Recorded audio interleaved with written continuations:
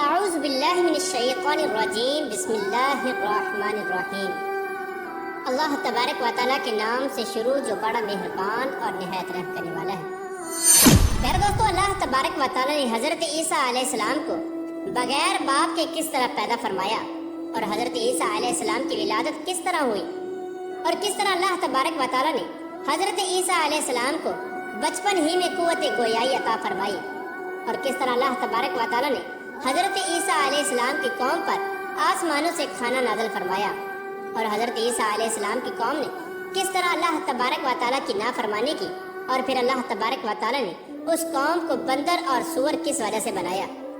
ان تمام تر سوالات کے جوابات قرآن و حدیث کی روشنی میں آج کی اس ویڈیو میں ہم آپ کو دیں گے،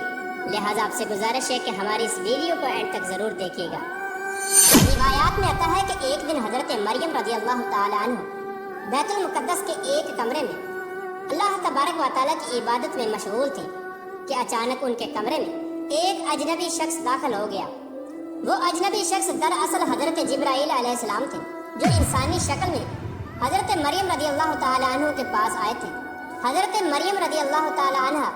ان کو دیکھ کر بہت ہی ڈر گئی اور ان سے کہنے لگی کہ میں تجھ سے رحمان کی پناہ مانگتی ہوں۔ چنانچہ حضرت جبرائیل علیہ السلام فرمانے لگے، میں تو اللہ تبارک و تعالیٰ کی طرف سے بھیجا ہوا فرشتہ ہوں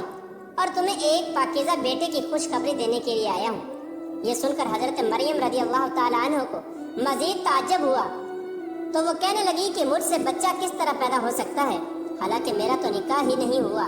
اور برائی کا مجھے تو تصور بھی نہیں اور میرے جسم پر کسی انسان کا کبھی ہاتھ بھی نہ لگا اور نہ ہی میں نے کبھی بدکاری کی ہے، تو مجھے بچہ کس طرح پیدا ہو سکتا ہے۔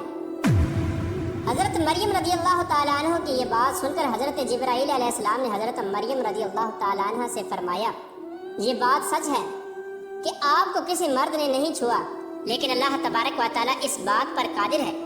کہ وہ بغیر خامد کے یا بغیر کسی اور بات کے اولاد دے سکتا ہے اور وہ جو چاہتا ہے وہ کرتا ہے۔ بے شک اللہ تبارک و تعالیٰ اس بچے کو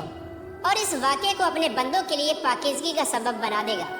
اس بچے کا بغیر باپ کے پیدا ہونا اللہ تبارک و تعالیٰ کی قدرت کی ایک بہت بڑی نشانی ہوگی، تاکہ لوگ یہ جان لیں کہ اللہ تبارک و تعالیٰ ہر چیز کو پیدا کرنے پر قادر ہے اور وہ جو چاہتا ہے وہ پیدا کرتا ہے۔ جس طرح کہ اللہ تبارک و تعالیٰ نے حضرت آدم علیہ السلام کو بغیر کسی عورت کے اور بغیر کسی مرد کے پیدا کیا اور حضرت اماں حوا رضی اللہ تعالیٰ عنہ کو صرف مرد سے بغیر عورت کے پیدا کیا اور باقی تمام انسانوں کو مرد اور عورت دونوں سے پیدا کیا، اور اب اس بچے کو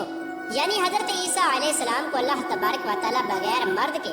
صرف عورت سے پیدا کرے گا اور یہ اللہ تبارک و تعالیٰ کی قدرت کی جلوہ گری ہوگی۔ اس کے بعد حضرت جبرائیل علیہ السلام نے کچھ پڑھا اور حضرت مریم رضی اللہ تعالیٰ عنہ پر پھونک ماری اور ان کو حمل ٹھہر گیا۔ جیسے جیسے بچے کی پیدائش کا وقت قریب آتا گیا، ویسے ہی حضرت مریم رضی اللہ تعالیٰ عنہ کی پریشانی میں اضافہ ہوتا گیا۔ وہ اس بات کو لے کر پریشان رہنے لگیں کہ کس طرح میں اپنی قوم کو سمجھاؤں گی اور میں کس طرح اپنی قوم کا سامنا کروں گی۔ لوگ تو مجھ پر زنا کی تہمت باندھیں گے۔ لوگوں کے بے جا الزامات اور تہمت کی وجہ سے حضرت مریم رضی اللہ تعالیٰ عنہ بیت المقدس سے تقریباً 9 کلومیٹر دور جنگل کی طرف ایک پہاڑی کوہ سراقہ کی طرف چلی گئی۔ اسی جگہ کو بعد میں بیت اللحم کہا جانے لگا۔ وہاں پر آپ کو درد ذہ کی تکالیف محسوس ہونا شروع ہو گئی، چنانچہ آپ ایک کھجور کے درخت کے نیچے ٹیک لگا کر بیٹھ گئیں۔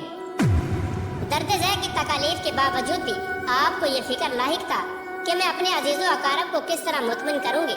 اور کس طرح ان کو سمجھاؤں گی۔ لوگ مجھے بدکار سمجھیں گے اور طرح طرح کی تہمتیں لگائیں گے۔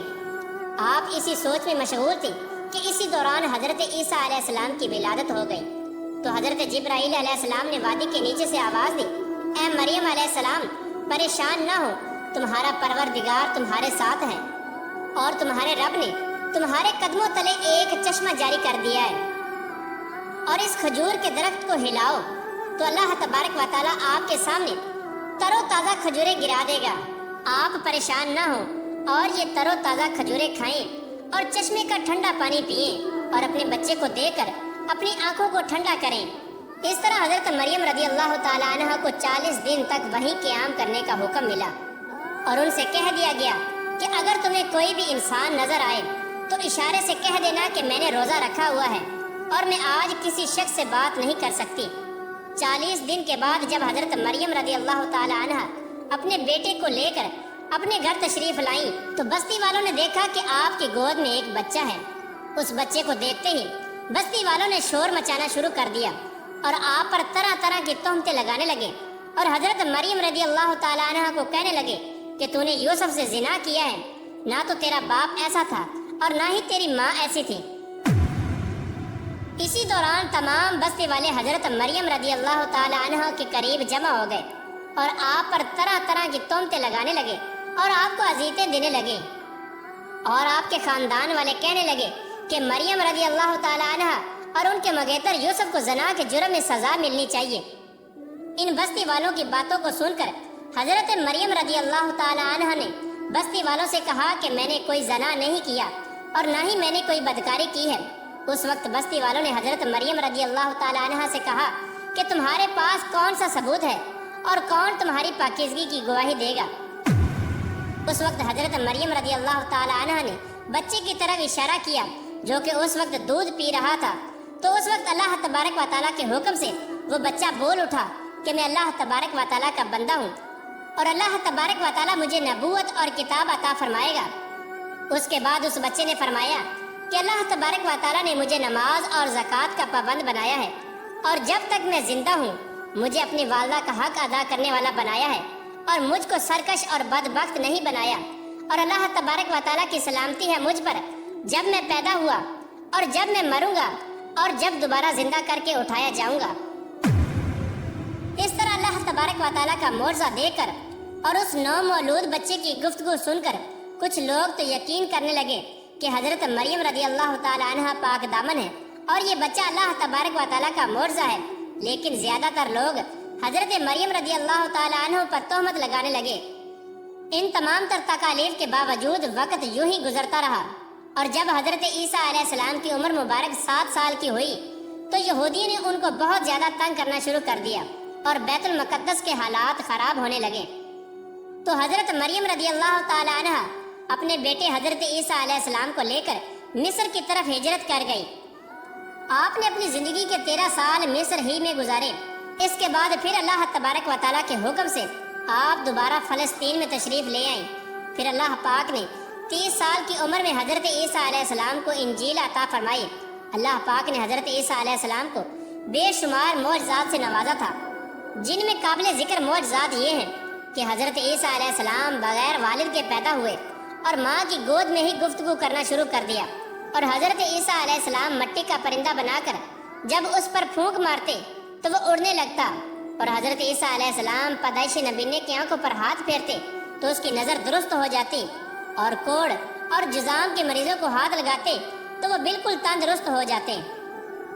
اور جو کچھ بھی لوگ کھاتے یا پیتے یا اپنے گھروں میں چھوڑ کر آتے ان سب کا آپ کو علم ہوتا اور آپ سب کچھ تفصیل کے ساتھ ان لوگوں کو بتا دیتے۔ ان سب معجزات کے باوجود بھی بنی اسرائیل کی قوم آپ پر ایمان نہ لائی اور آپ کو جھٹلاتے رہے اور اسی طرح آپ پر تہمت لگاتے رہے، اور چند لوگ ہی ایسے تھے جن کی تعداد 12 بتائی جاتی ہے۔ یہی لوگ حضرت عیسیٰ علیہ السلام پر ایمان لائے جن کو قرآن پاک میں حواریون کے لقب سے پکارا گیا ہے، جس طرح کہ اللہ تبارک و تعالیٰ قرآن پاک میں ارشاد فرماتا ہے، جب حضرت عیسیٰ علیہ السلام نے ان کے کفر کو محسوس کر لیا تو کہنے لگے کہ اللہ تبارک و تعالیٰ کی راہ میں میری مدد کرنے والا کون کون ہے؟ تو حواریوں نے جواب دیا، ہم اللہ تبارک و تعالیٰ کی راہ میں آپ کے مددگار ہیں، ہم اللہ تبارک و تعالیٰ پر ایمان لائے اور آپ گواہ رہیں کہ ہم آپ کے تابع اور فرما بردار ہیں۔ اس کے بعد حضرت عیسیٰ علیہ السلام تبلیغ کی غرض سے اپنے حواریوں کو لے کر شام کی طرف روانہ ہو گئے اور وہاں پر اللہ تبارک و تعالیٰ کا پیغام پہنچانا شروع کر دیا، لیکن وہاں پر بھی بنی اسرائیل کے لوگوں نے آپ کی بڑھ چڑھ کر مخالفت کی اور آپ کو طرح طرح کی تکالیف پہنچانا شروع کر دی اور ہر طرح سے آپ علیہ السلام کو اذیتیں دینا شروع کر دی۔ پھر ایک دن حضرت عیسیٰ علیہ السلام کے حواریوں نے عجیب فرمائش کی جس کو اللہ تبارک و تعالیٰ قرآن پاک میں یوں بیان فرماتا ہے، اور جب حواریوں نے کہا کہ اے عیسیٰ ابن مریم، کیا آپ کا پروردگار اس بات پر قادر ہے کہ وہ ایسا کر سکتا ہے کہ ہم پر آسمان سے کھانا نازل فرمائے؟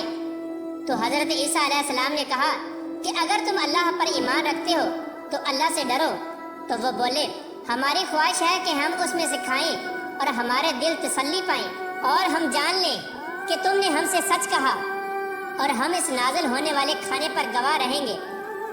حضرت عیسیٰ علیہ السلام نے اللہ تبارک و تعالیٰ کی بارگاہ میں دعا کی، اے ہمارے پروردگار، ہم پر آسمان سے دسترخوان نازل فرما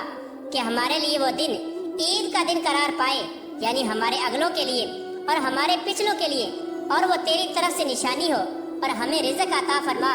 بے شک تیری ذات بہتر رزق عطا فرمانے والی ہے۔